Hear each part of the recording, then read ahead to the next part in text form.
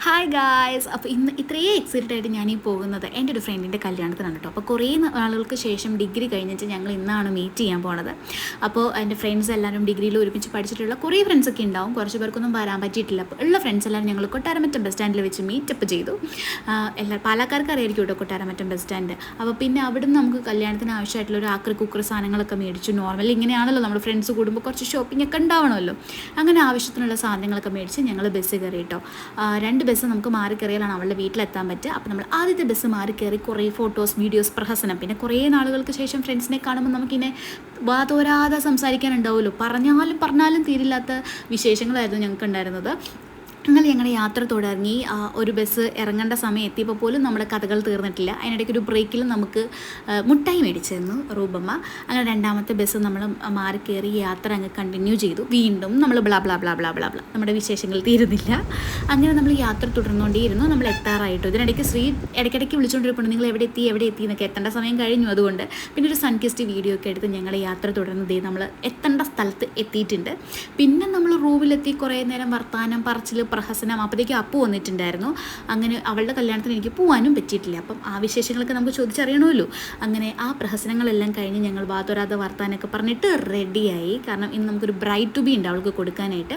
അപ്പോൾ നമ്മളെല്ലാവരും ബ്ലാക്ക് കളറിലുള്ള ഡ്രസ്സിൻ്റെ തീമിലാണ് കേട്ടോ റെഡി ആയിട്ടുണ്ടായിരുന്നത്. അപ്പോൾ നമ്മളെല്ലാവരും റെഡി ആയിട്ട് നേരെ പോയത് അവളുടെ വീട്ടിലേക്ക് എത്തി.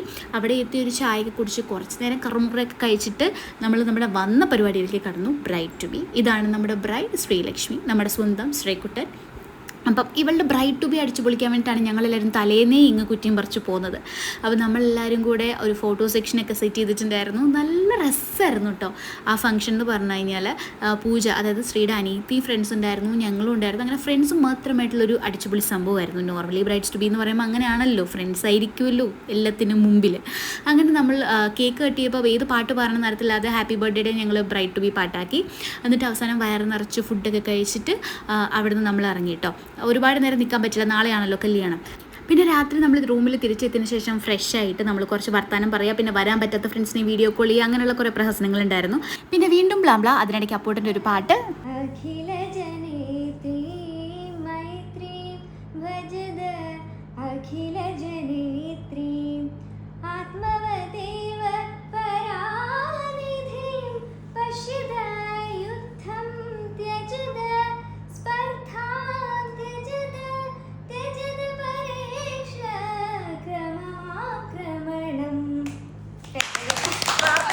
പിന്നെ ഇതെല്ലാം കഴിഞ്ഞ് ഞങ്ങൾ നാളെ കളിക്കാനുള്ള ഡാൻസ് പഠിക്കുകയായിരുന്നു കേട്ടോ. നമ്മൾ ഇത്രയും പേരാണ് കളിക്കുന്നത്. അപ്പോൾ അതിന് വേണ്ടിയിട്ടൊരു ഡാൻസ് പെട്ടെന്ന് നമ്മൾ പഠിച്ച് സെറ്റാക്കി. കാരണം ഇതൊക്കെ നമ്മൾ പ്രോഗ്രാമിനെല്ലാം തലേന്ന് പഠിക്കുന്നവരായതുകൊണ്ട് എല്ലാവരും പെട്ടെന്ന് ക്യാച്ച് ചെയ്ത് പഠിച്ചു കേട്ടോ. അപ്പം ഈ ഡാൻസ് നമ്മൾ നാളെ കാണുന്നതായിരിക്കും. അപ്പോൾ പാർട്ട് 2 വീഡിയോ ആയിട്ട് ഞാൻ വരാം. ബൈ.